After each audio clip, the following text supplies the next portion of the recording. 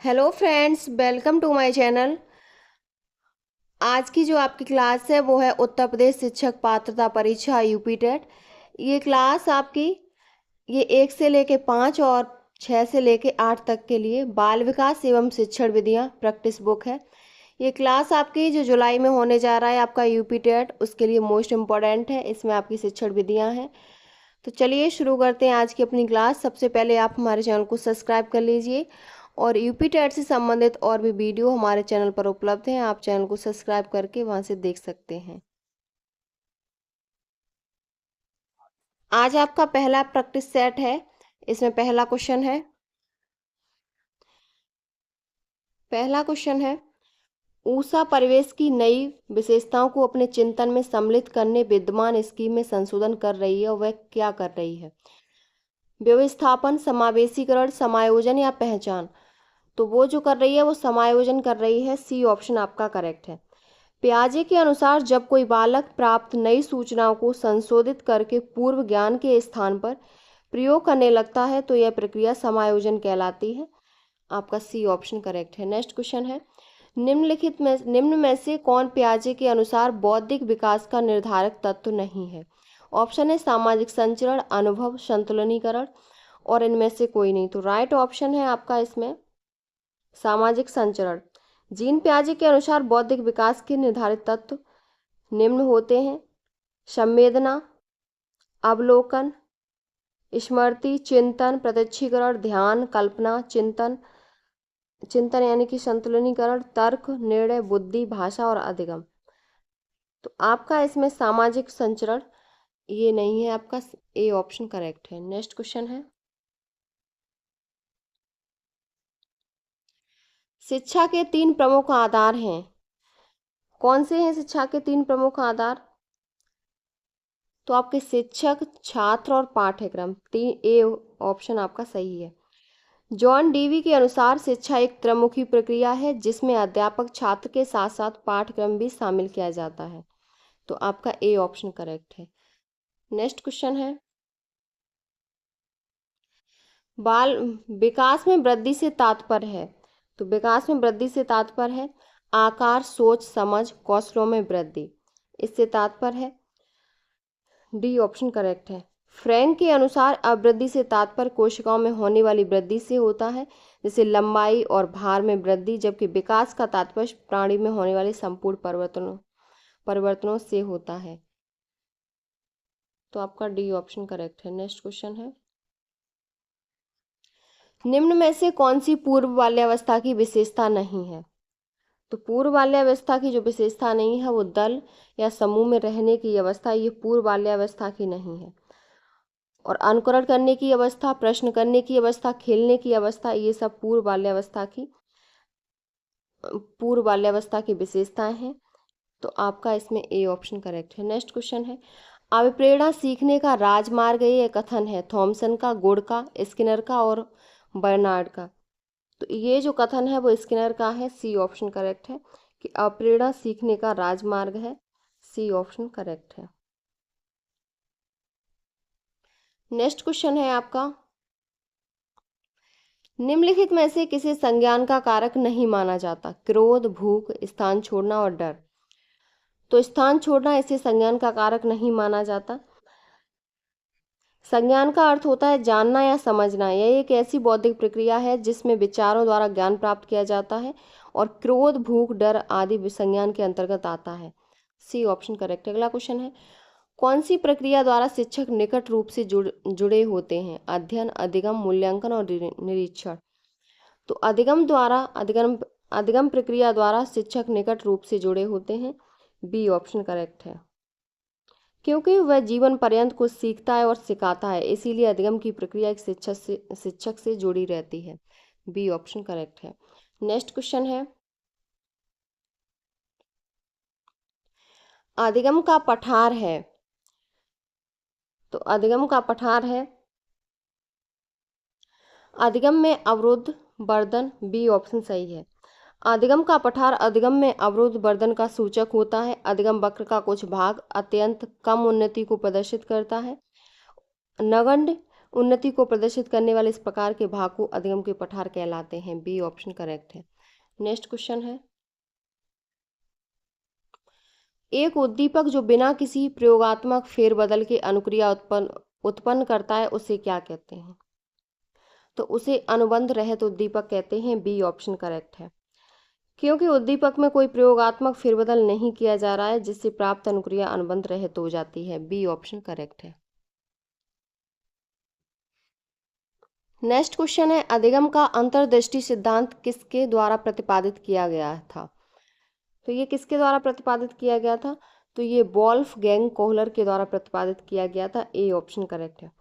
Kohler ने अधिगम से संबंधित अनेक प्रयोगों के आधार पर अंतर्दृष्टि अथवा सूझ के सिद्धांत का प्रतिपादन किया। इस सिद्धांत के अनुसार कोई भी व्यक्ति समस्या के संपूर्ण आकार को देखता है, अर्थात वह समस्या की परिस्थिति के विभिन्न अंगों को समझता है एवं पूरी समस्या की संपूर्ण आकृति को देखते हुए उसके आधार पर मानसिक शक्तियों का प्रयोग करते हुए अधिगम या कोई प्रक्रिया करता है। इसे सीखने का गेस्टाल्ट सिद्धांत भी कहा जाता है। ए ऑप्शन करेक्ट है। अगला क्वेश्चन है, व्यवहार का करना पक्ष किस में आता है? तो व्यवहार का जो करना पक्ष है वो आपका सीखने के गतिक क्षेत्र में आता है, क्योंकि सीखने के गतिक क्षेत्र से तात्पर्य है उन क्रियाओं पर नियंत्रण से जो शिशु को परिवेश के साथ समायोजन में सहयोग देती हैं, जैसे चलना, खड़ा होना आदि। इसके बाद उत्कृष्ट गतिक विकास होता है, जैसे वस्तुओं तक पहुंचना, छूना, पकड़ना आदि। ए ऑप्शन करेक्ट है। नेक्स्ट क्वेश्चन है, कक्षा 1 और 2 स्तर के बच्चे हैं तो वो मूर्त अनुभवों से शीघ्र सीखते हैं। बी ऑप्शन करेक्ट है। कक्षा 1 और 2 स्तर के बच्चे एक ही आयु वर्ग में आते हैं तथा इस आयु वर्ग के बच्चे अपने मूर्त अनुभवों से शीघ्र सीखते हैं। बी ऑप्शन करेक्ट है। नेक्स्ट क्वेश्चन है, शिक्षण की योजना विधि में शिक्षक की भूमिका है। तो शिक्षक की भूमिका है मित्र, दार्शनिक और निर्देशक। शिक्षक की प्रकल्य पद्धति यानी कि प्रोजेक्ट मेथड में शिक्षक की भूमिका मित्र, दार्शनिक तथा निर्देशक की है। आपका इसमें सी ऑप्शन करेक्ट है। नेक्स्ट क्वेश्चन है, प्राथमिक कक्षा के शिक्षक के लिए निम्नलिखित में से किसका ज्ञान होना सर्वाधिक आवश्यक है? बाल मनोविज्ञान, शिक्षा दर्शन, स्वास्थ्य दर्शन और सामाजिक विज्ञान। तो ये बाल मनोविज्ञान है। प्राथमिक कक्षा के शिक्षक के लिए बाल मनोविज्ञान का ज्ञान होना सर्वाधिक आवश्यक है, क्योंकि बाल मनोविज्ञान का ज्ञान शिक्षक को छात्रों की रुचि, उपयुक्त शिक्षण विधियों द्वारा अधिगम, सहजता तथा मानसिक योग्यता का ज्ञान देता है, जिससे वे छात्रों से मधुर संबंध बनाने में कामयाब हो पाते हैं। तो आपका ए ऑप्शन करेक्ट है। नेक्स्ट क्वेश्चन है, विशेष शिक्षा इससे संबंधित है। तो विशेष शिक्षा किससे संबंधित है? तो विकलांगों के लिए शैक्षिक कार्यक्रम से संबंधित है। यह शिक्षा शारीरिक, मानसिक, अक्षम या विशिष्ट गुण संपन्न बालकों के लिए अपनाई जाती है। विशेष शिक्षा कार्यक्रम में इन विशिष्ट बालकों की आवश्यकताओं, क्षमताओं, योग्यताओं आदि का ध्यान रखा जाता है। तो डी ऑप्शन करेक्ट है। नेक्स्ट क्वेश्चन है, हस्तशिल्प की शिक्षा दी जानी चाहिए। तो हस्तशिल्प की शिक्षा पिछड़े बालकों को दी जानी चाहिए। बी ऑप्शन करेक्ट है, क्योंकि यह पिछड़े बालकों के लिए विशेष रूप से दी जानी चाहिए, क्योंकि पिछड़े बालक सामान्य तौर पर सामाजिक, आर्थिक व मानसिक रूप से पिछड़े होते हैं। इन बालकों को हस्तकौशल के माध्यम से समुन्नत किया जा सकता है। तो बी ऑप्शन करेक्ट है। नेक्स्ट क्वेश्चन है, बुद्धि है। तो बुद्धि क्या है? बुद्धि एक स्वाभाविक मानसिक योग्यता है, अंगीकार करने की एक क्षमता है और सीखने की एक क्षमता है। और डी ऑप्शन आपका सही है, ये सभी है। तो बुद्धि ये सभी होती है। डी ऑप्शन करेक्ट है। अगला क्वेश्चन है,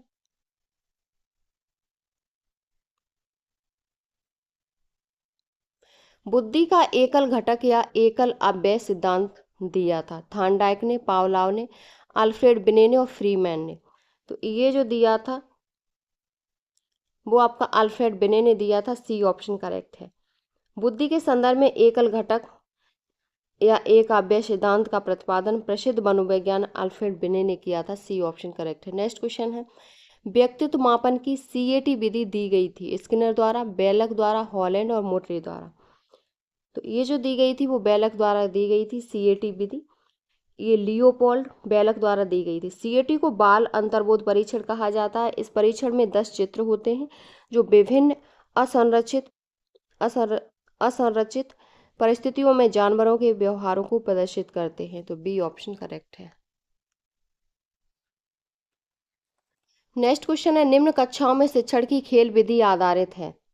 तो ये जो शिक्षण की खेल विधि आधारित है वो विकास एवं वृद्धि के मनोवैज्ञानिक सिद्धांत पर आधारित है। सी ऑप्शन करेक्ट है।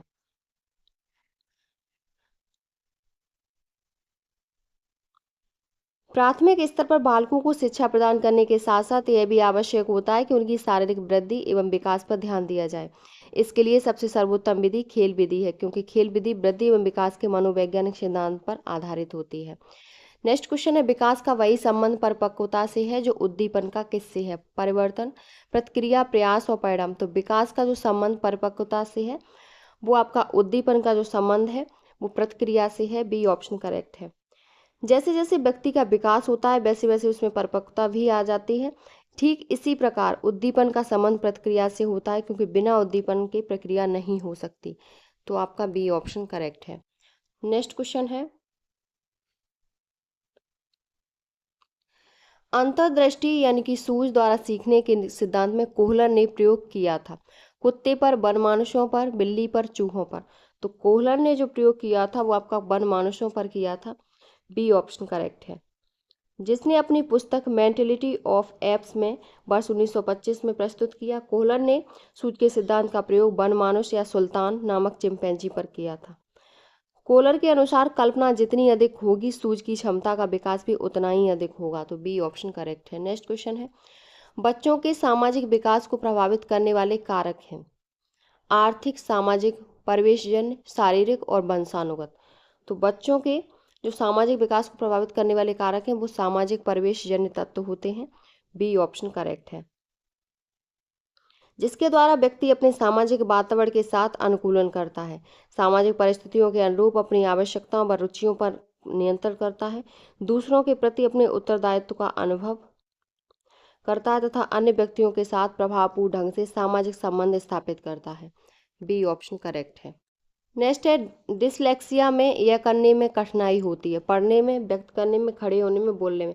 तो डिसलेक्सिया में पढ़ने एवं बर्तनी में कठिनाई होती है। ए ऑप्शन करेक्ट है।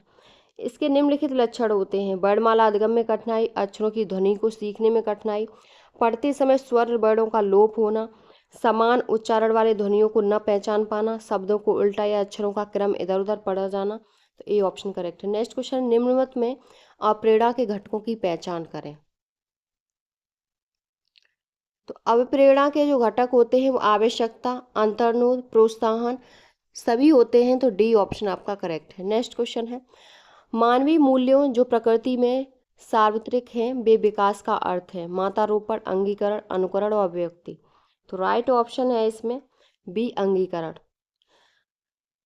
राधा राधा कुमुद मुखर्जी ने लिखा है कि मूल्य समाज द्वारा मान्यता प्राप्त इच्छाएं एवं लक्ष्य जिनका अंतरीकरण सीखने या सामाजिकरण की प्रक्रिया के माध्यम से होता है और जो बाद में व्यक्ति निष्ठ मान तथा अभिलाषाएं बन जाती हैं। मानवीय मूल्यों का पीढ़ी दर पीढ़ी अंगीकरण होता है, इसी प्रकार उनका विकास भी पीढ़ी दर पीढ़ी होता है। बी ऑप्शन करेक्ट है। नेक्स्ट क्वेश्चन है,